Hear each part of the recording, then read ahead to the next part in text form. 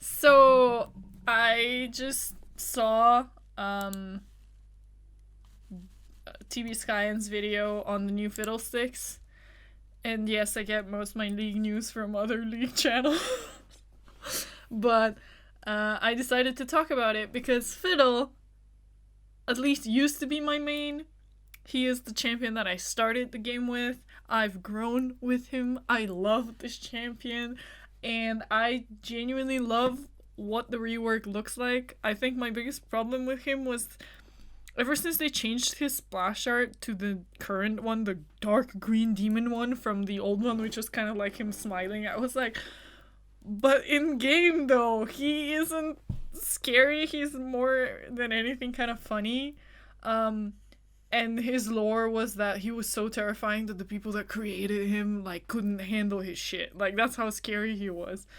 Um, but let's talk about this design. I have a video on the cinematic that came out, so go watch that if anybody ever sees this, like other than my roommate. Yes. Okay. Moving on. So, this first animation that is here.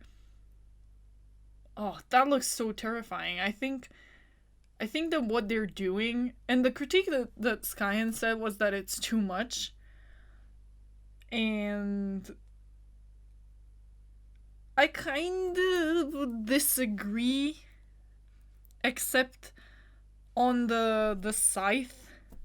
I think the scythe is too much. And having seen that most of his animations don't really care to use the scythe, I think this is just a remnant of his previous design that they don't want to take out of fear of backlash. Because the way that this is structured is, again, like there's this demon inside of him, or more like the demon is him, and that demon just assembled any scrap that was lying around, probably a field, to try and move with it. And so having something here that looks a little bit more organic, at least from this splash art, I'll have to look at the models later, holding a scythe kind of seems redundant, because this creature is not made of humanly functions. This is not a human, and this is not a creature that knows what it is to be human.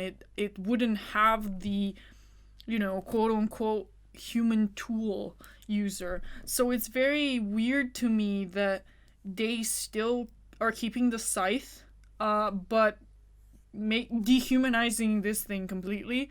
I would be interested to see the lore. Maybe in the lore, if it is still created by a human, then it would make sense.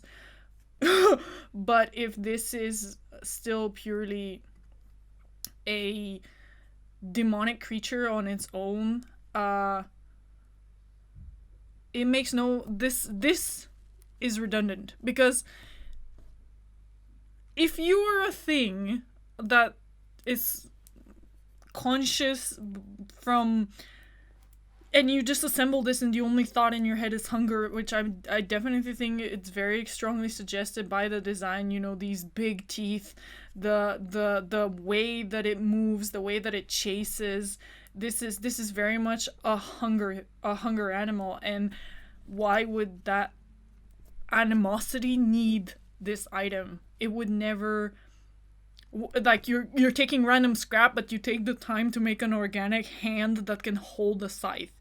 I think if the scythe was the hand, then it was rather like a 3-jointed arm. Like, think about that. This is an arm, but it would have 3 joints, and the quote-unquote hand part would be a scythe.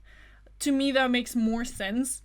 Then you have this organic shape that is holding a tool, because this is the intention of this design, that it is spontaneous and kind of like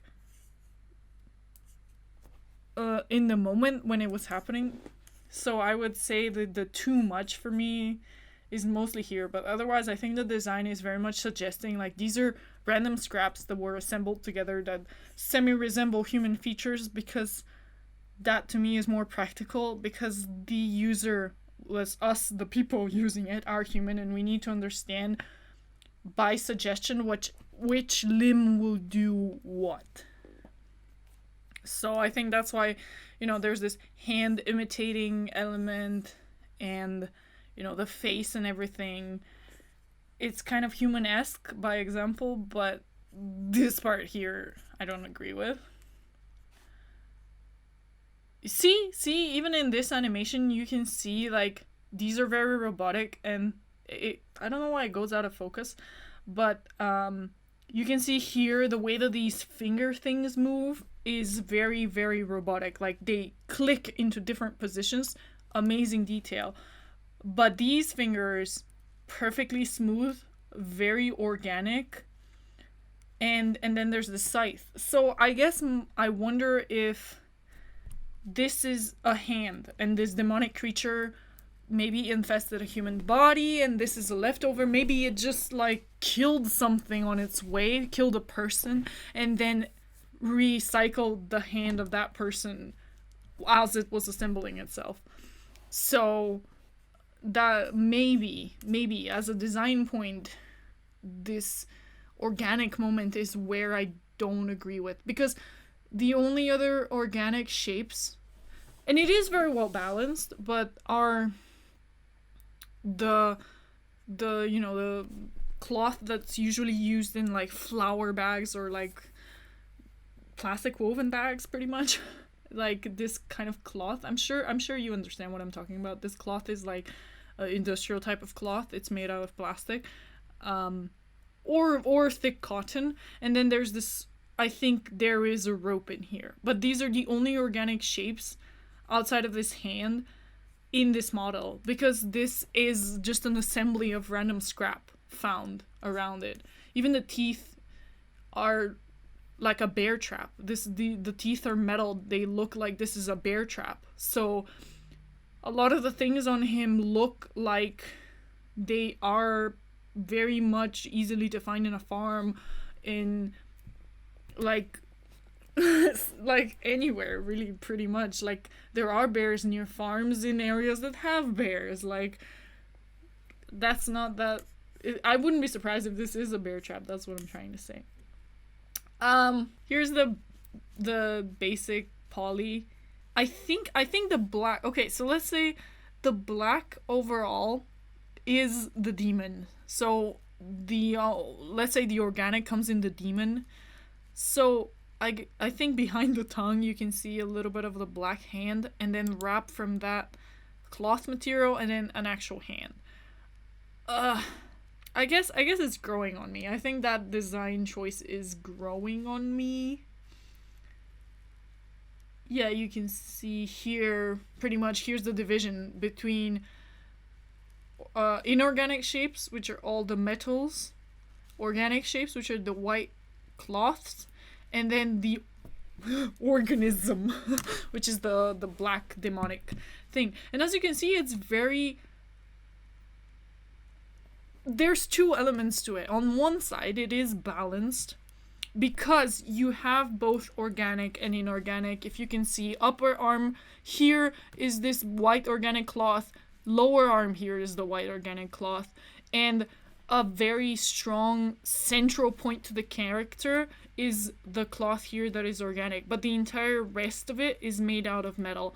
That said, it is very intentionally put that the upper part of the body is very heavy looking and organic, because that creates a huge disbalance. These two little thin, almost chopstick like legs already seem incredibly hard to balance on, almost like those circus performers that walk on really tall pieces of wood. And that is emphasized by the where they placed the elements, and the way that the shoulders are made. This is another thing they use in Jin. One huge shoulder, one small shoulder, one huge arm, one small arm, and then the entire design is pieced in a way in which it looks like he should tumble over. If you notice here, this joint is a how do you call it? a horse-like joint. Like usually gazelles and horses and canine creatures have these type of joints, and then there is like a more human-esque knee joint. So you have an animal joint, a knee, and then human-esque knee joint in the legs themselves. So it immediately, as you look at it, subconsciously your brain already knows this thing should not be able to walk. This thing should tumble over. Okay, here is a high poly model.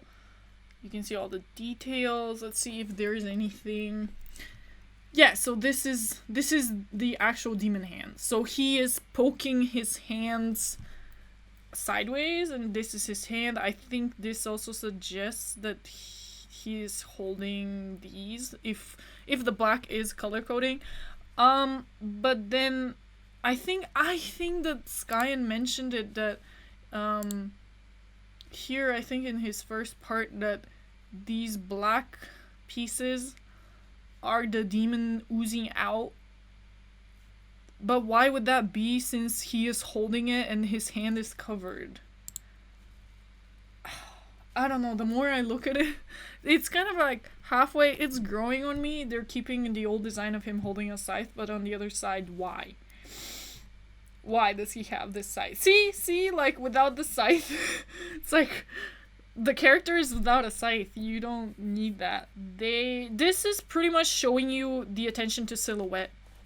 League of Legends characters, all of them need to have a very, very distinct silhouette, because when you're looking at it from the distance in which you are in the game, they need to be distinguishable as a character immediately just by their silhouette, without even seeing any color scheme or any, animations or anything. You need to already know what you're looking at so that you know how to react. And yeah, this is a very, very, very unique silhouette.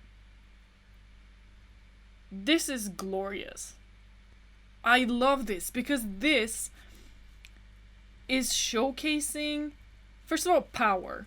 This heavy upper body is lunging forward, and it's also suggesting that because of the thrust that it takes to thrust it forward, these thin limbs are all kind of left behind. Like, if you as a person thrust yourself forward, you will notice that this is exactly how your hands get thrown back, and like the force with which you act throws you backwards when you try to thrust forward. So this is so exaggerated, it really emphasizes the terror. But here I can see how the scythe makes a very quote-unquote beautiful silhouette, like it balances everything beautifully. But again, I still think if this was a joint, it would be equally good, but it would thematically make more sense to me, because I imagine this creature to be in a field, this black ball of terror that just, it sucked a bunch of stuff around itself to walk like the creature's humans he saw, and then started walking around the field finding shit to eat. So, current progress of the fiddle model. Oh, this is amazing. This is something that I need to learn from. So here's how you rig a 3D model, and the rigging is pretty much where you put points on the doll that can be moved to manipulate the model, and then you start adding keyframes and you move each point to, the next and next and next location, and it creates the animation. So if you don't have enough points, or you don't have points in the proper places, you cannot animate the model that well. Here on the high value, you can see how much difference there is, mostly in the jaw, and that allows for this very, very, like, first of all, smooth movement, but also it adds weight. Like, we feel like this jaw, the lower part is lighter, and therefore it's more flimsy, and the upper part is heavier, so the way it's animated suggests weight. And again, animation tries to imitate real life. It tries to evoke a response in your brain to automatically assume the weight and the feel and the texture of something, and that's why the stretch and squash are used to imply that. Okay, let's see the walk animation. Yeah. Yeah, exactly. Like, you can see here a huge difference is in this arm that's being dragged, and here you can see that there's probably not a point on this joint. Like, it's not as clear. Here you can see that this joint moves a lot more, so that, like, it makes it more dynamic and fluid, but also it makes it as if this is a broken bone. You know, this if this was on a person and their hand was able to like almost bend backwards, you would assume that they're broken. You would assume that they should not be able to use this limb, and that's exactly what this is trying to imply. This limb is hanging behind him. He's dragging this limb. It suggests, like, in nature and as a person, if you are dragging a limb, if you're dragging a leg, if you can't lift your hand, it's implying being hurt. And seeing something, a creature that it's almost like the zombie, you know? The zombies are scary because they are broken, they are rotting, and yet they're moving. So this is implying that element, that fear of, like, is this something undead moving? What is wrong with it? What is wrong with it? Exactly. Yeah, see, even I love this animation, and I'm kind of like bummed that Skyen didn't talk about it, but that's why I'm making this video, so I can talk about my own stuff. You can see the weight distribution on this character. You can see this leg is implied that it cannot handle weight as well as this leg. So the leg with one pin, with like the nail, can't handle weight as well as the fork leg. So it's like limping onto the leg that can handle weight better. This is, you know, it's suggesting, yes, this is flimsy, it should not work. The whole, like, poorly assembled, this design shouldn't work, but yet it's scary because it doesn't work. But at the same time, this is implying a hurt animal that is moving towards you, and there will probably be crazy, like, growling sounds and hunger, and you know, this scythe on top of everything. This broken metal thing that's barely together is walking towards you to kill you. And I think zombies as a design point use exactly that moment of something that should not be able to is moving at you with a certain speed and strength and power to murder you in this particular case. In the wild, let's say, if you see a big animal that's broken in, like, and its limbs are turned in ways that they shouldn't be turned, like their knees are popped different ways, and yet that thing is moving towards you, that would be terrifying. I love this. This is terrifying. This is terrifying on so many levels. So let's look at it and let's see why is it so terrifying. Okay. This is the highest quality we have. This, oh, it's amazing. Okay, this I think is where also the design shines,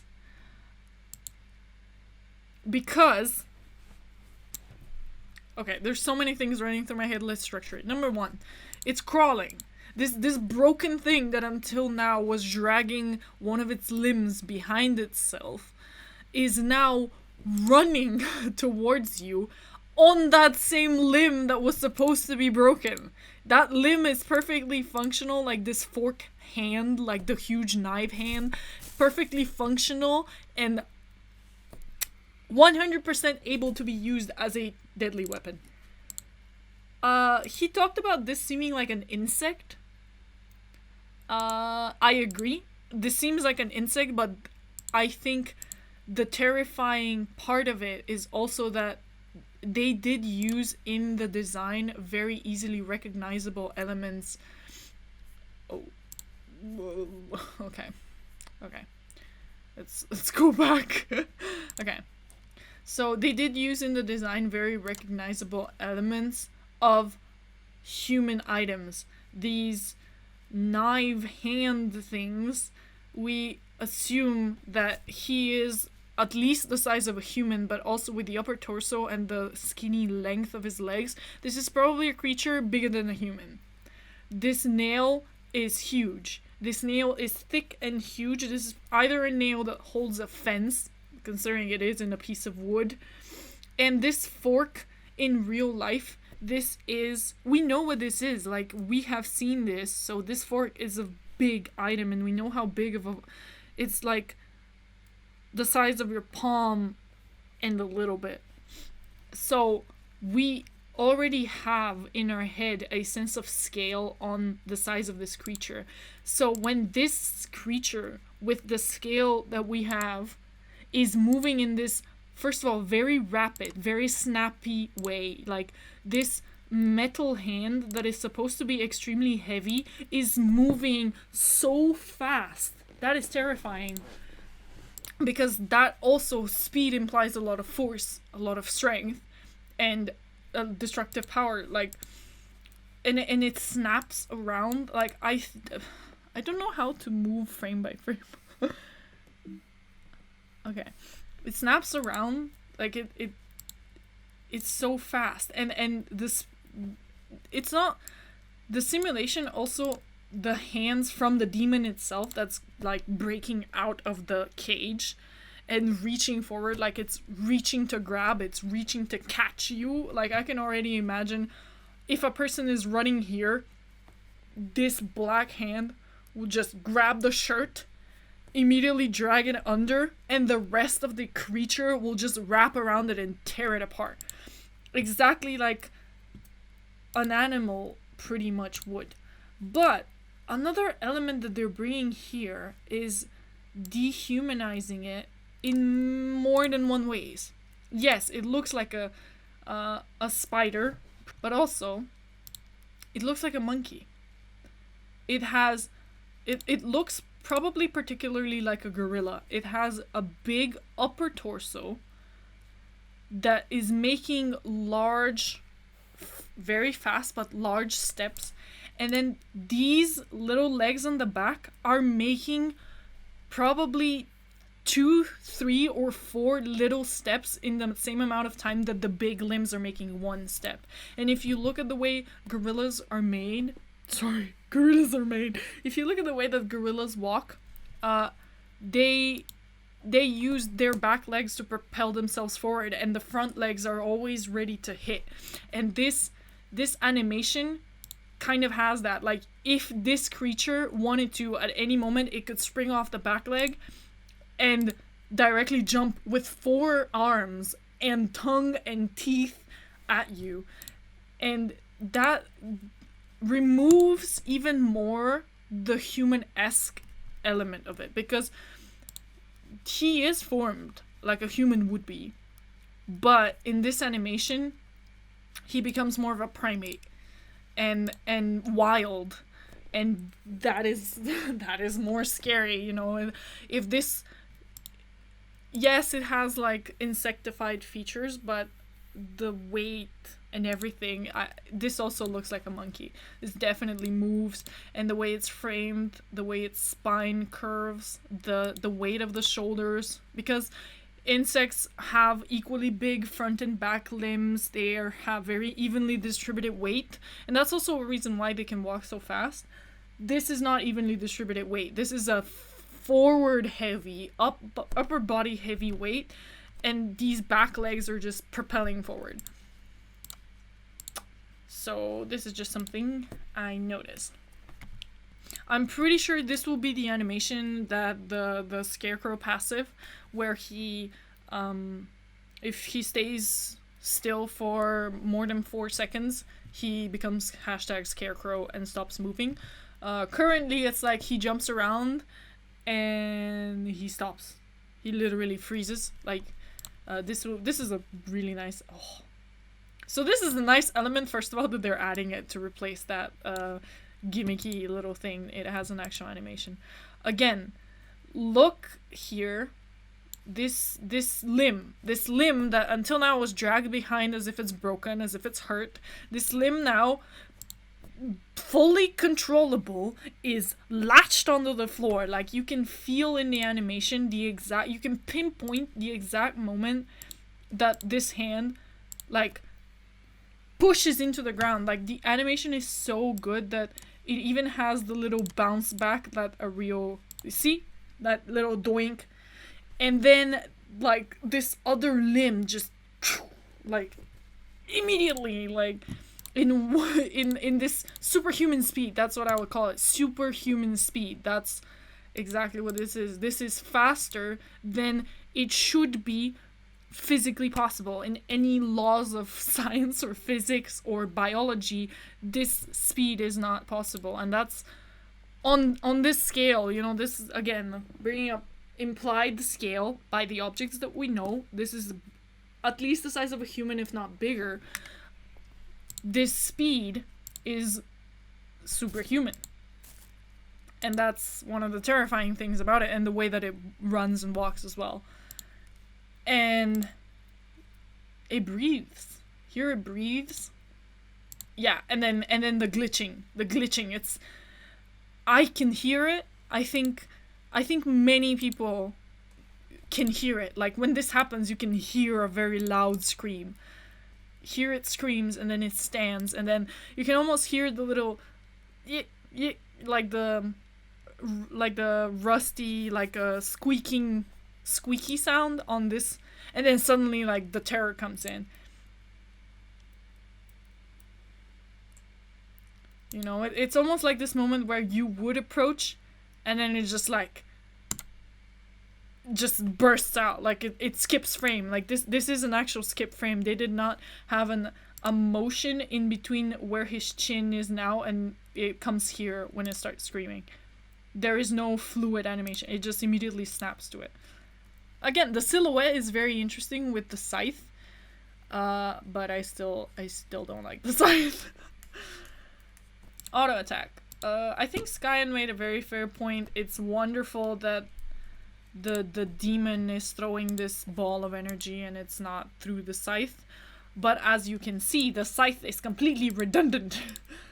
He actually drops it here. I think it looks like here on the second throw, like the other side throw, it genuinely looks like he drops it on the ground to throw his ball of energy. So I don't know. I'm not a fan of the scythe. And I don't mean it as in design. I think in design it's alright. In the concept art, there were amazing designs where the scythe was as big as him. I personally like those better, but that doesn't mean this is not a fine design in terms of the size of the scythe. I just don't like that he's holding it organically, because this creature is terrifying because it's supposed to be a living being, but it's so inorganic at the same time. Oh. Okay. Oh, I love that it ends on the idle animation. I love that after all this terrifying thing, and think about it, in game or in lore thematics, he bursts out, he does his ultimate, everybody dies, and he goes back to standing still and seeming like he can't harm you. This is a scarecrow. This is like, it's this thing that doesn't move. Like, what? And then it bursts into, you're dead. Okay, everything is dead. And back to idle. I love that. Wonderful. So, okay, very good points here. The way that this physical body, like the metal pieces and the fabric and the cage pretty much is a restriction here. This demon, like, why? It's very nice for his kit. Why does the demon take so long to attack? Because he needs time to physically escape from the cage. And you can see that the demon is escaping forward as the thing is like almost like pulling him back. And he escapes it. Actually, he doesn't even escape it. He just snaps it forward. Like, he drags it forward with him.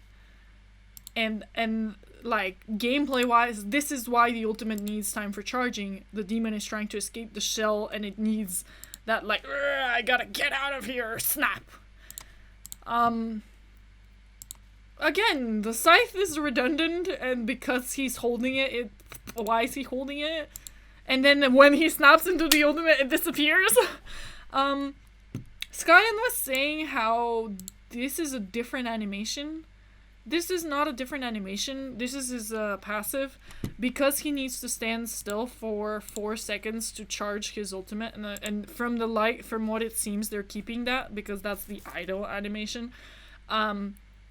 He actually sprints whilst he's ulting. Like, that's why they added that passive, so that it supports his ultimate. So actually, this is supposed to be, I think, the sprinting animation. If not, it's just the same animation on his ultimate. Now, here is where and why I have a problem with this design. The way that this moves implies to me, the way that it looks, the way that it moves, implies to me an assassin. Like, this run is scary because it's so fast and chaotic. This is scary because a thing of this size can't move this fast. And I honestly, when I was watching this, I was expecting to see an ability that charges forward, and he literally, imagine how, and there was this sentence said, like, Riot is trying to make him the actual terror of the game, hashtag Nocturne needs a rework. This is what I literally envisioned. Like, he charges forward with this immense speed, and imagine that on the screen, like this deformity just running at you and attacking you, and you can't really outrun it. You can't do anything about it, and that's what it seems terrifying. But here, they're keeping his ultimate, and his ultimate has nothing to do with that. His ultimate is standing still for like couple seconds and then snapping to a different location with crows around you.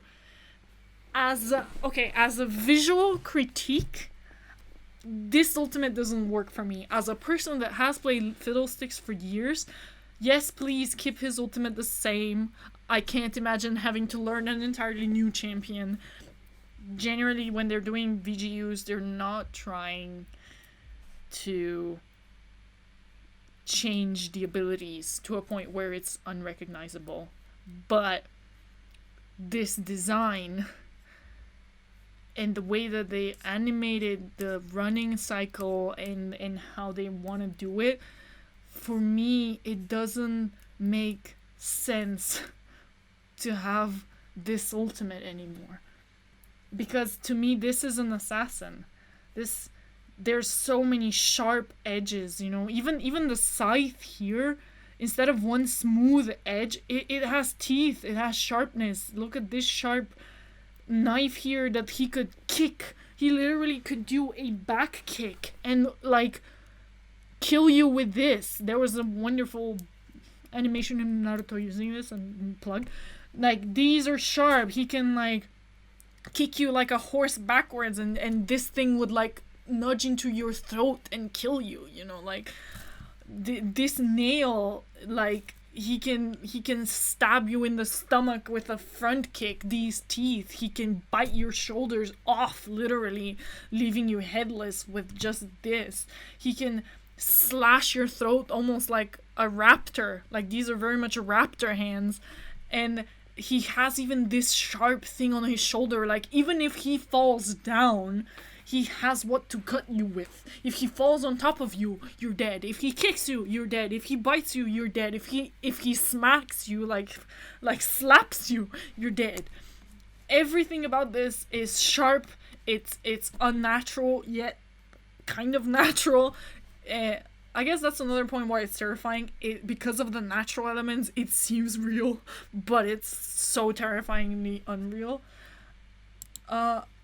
Like, to me, this is something that they should have taken more towards Nocturne's rework. Because if you look at Nocturne, he has exactly the same visual style of elements as this new Fiddlesticks rework. Let me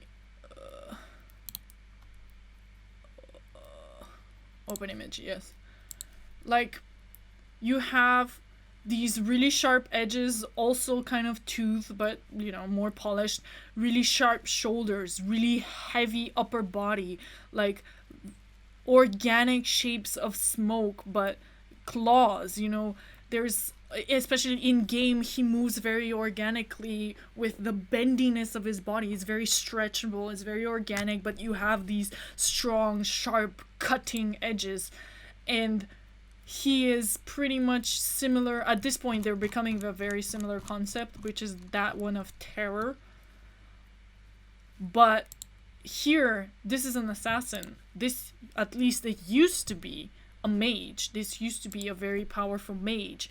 Mages don't need sharp claws. They don't need sharp knees and knife-like things, because they are not made for close combat. You know, they don't need to have an animation that can sprint really quickly and terrifyingly towards someone, because they would never do that. Mages stay back. Mages fire abilities, and before, he used to, you know, the scythe makes more sense because you can hold it from a bit of afar and kind of slash from afar, kind of what Thresh does. And Thresh is also like a terrifying ranged character, but this design to me is very fast. It's very quick death. It's very much assassin-y, you know, like one bite from this guy, one kick from this guy, one action from him, if you get close, you're dead. Like, his idle animation to me is like, he stays still, he doesn't move, bam, you're dead. Like, he just, like, from the, even in the Adam animation where they, the snappy, like, jump frame thing, like, you die in an instant. And that's almost what the concept suggests. You know, he stays still, he doesn't seem very scary, and then bam, he jumps, you're dead. Or he chases you, he's hungry, he wants to grab you, and the moment he does, you're dead. Like, you have to run away from him. A mage is not that. A mage is not a running, terrifying demon towards someone. And that is why I have a big problem with this ultimate, because the design does not accommodate for me this. It doesn't accommodate for me the charge up. Why did you keep the charge up? I understand that if there isn't a charge up, this ability is too powerful, but then I would say change it up. I would say, because of this animation, the idle animation, make it stealth. You know, make it that if he stays still, but then Teemo has that, so it's difficult. It's difficult to put it, because then people will be like, well, that's just Teemo's ability. But if Teemo didn't exist, I would say make it that whilst he is like this, he is invisible, and then you have to, like, use that in unison with your ultimate or something, so that the wind-up makes sense, because the wind-up right now doesn't make any sense to me. This is a creature that can run this fast. Why would it sit in one place winding up instead of just running up to you and killing you with its claw hand? Like, why would it need to summon anything if it has claw hands and scythe and it can kill you with its ankle? So this is my problem with this design. This is not a mage. So, yeah, this to me is either an assassin or like a maybe a bruiser. And no, like, again, LeBlanc is an assassin, but she's a mage. But she's the perfect example. She stays back. She kills you really fast. The moment she jumps in, you're dead. You know, the moment she jumps in, usually it's a one-shot combo. You're dead. And that's exactly why the design she has is like that.